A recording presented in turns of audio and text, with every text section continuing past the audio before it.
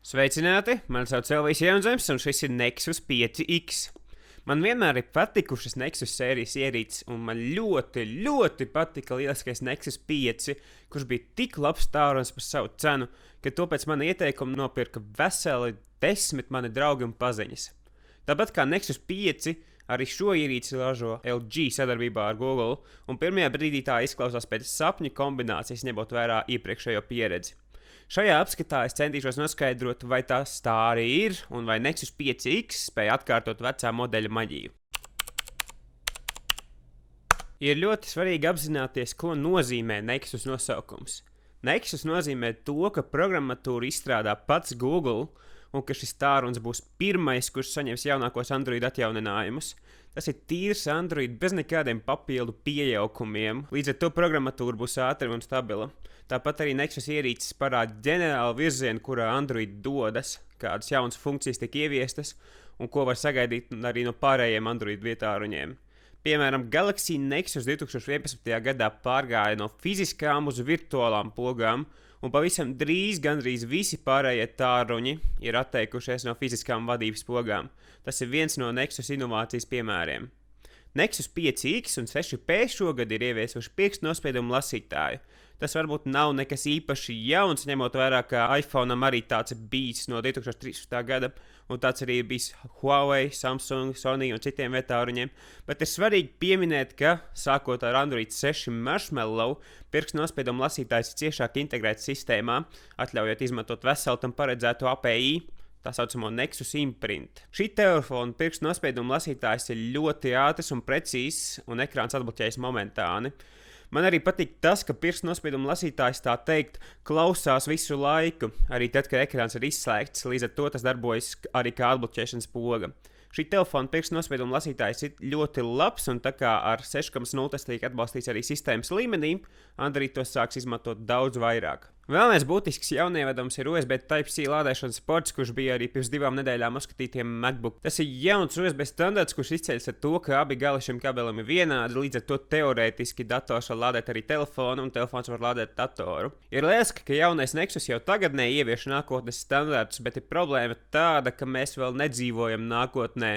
Līdz ar to fakts, ka telefona kastē ir iekļauts tikai USB Type-C kabelis, bet ne vecais standarts, nozīmē to, ka nepērkot papildu kabeļus vai pārveidotājus, telefonu pie tagadnes datoriem pieslēgt nevar.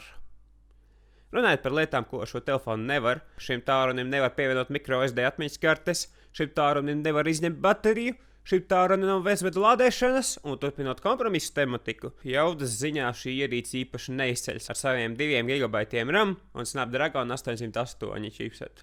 Nexus ierīces nekad nav bijušas pazīstamas ar lielām baterijām, un tas ir bijis viens no vecā Nexus 5 vislielākajiem trūkumiem. Nexus 5X šajā jomā ir būtisks uzlabojums, kas to padara no nožēlojamas par ciešamu. Proti, līdz dienas beigām telefons izvilka bez lielām problēmām, kas pa lielam ir dēļ Android 6 uzlabojumiem, bet tīri no screen un time viedokļa skatoties, telefons ar ieslēgtu ekrānu izvelk tikai 4 stundas, kas ir pieņemami, bet nelabi. Vismaz labi, ka telefons ir aprīkots ar ātru lādēšanu. Telefona darbina tas pats Snapdragon 808 chipsets, kas bija LG G4, un iemesls, kādēļ LG izvēlējās to 810 vietā, es izskaidroju G4 apskatā.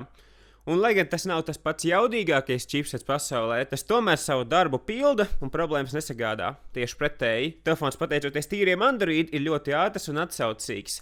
Lielākas šaubas izraisa 2 GB RAM, kas ir tieši tikpat, cik bija 2 gadus vecajā Nexus 5. Lai gan 2016. gadā jau prasās pēc 3 vai pat 4 GB. Tas ir pietiekami tagad, bet vai nākotnē arī pietiks ar šiem 2 GB? Būtisks uzlabojums pāri veciem modelim ir kamera, kuru tagad var Nexus ierīcēm neraksturīgi kvalitatīvas bildes. Tās ir detalizētas, krāsas ir patīkamas, un tumsās tas nav pilnīgs murgs par spīti tam, ka tā nav optiskā stabilizācija. Kopumā kamera šajā telefonā man ļoti patika, un, lai gan, manuprāt, LG G4 vai Galaxy S6 vēl aizvien ir vislabākās kameras telefonā, Nexus 5X piedāvā cienījamas kvalitātes bildes.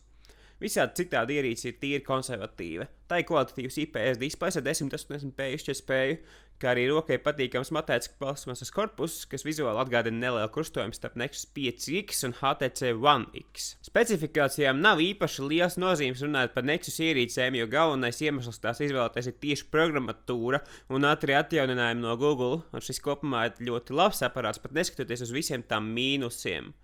Ir tikai neliels šķērslis, kas liek tā rūpīgi padomāt pirms iegādes, un tā ir cena. ASV šis telefons maksā $300. Eiropā šis telefons maksā €330. Protams, Nexus programmatūras pieredze ir ļoti jauka lieta, bet par šādu cenu tīri pragmatiski skatoties, var iegādāties arī labākus aparātus. Bet tik un tā, tas ir Nexus.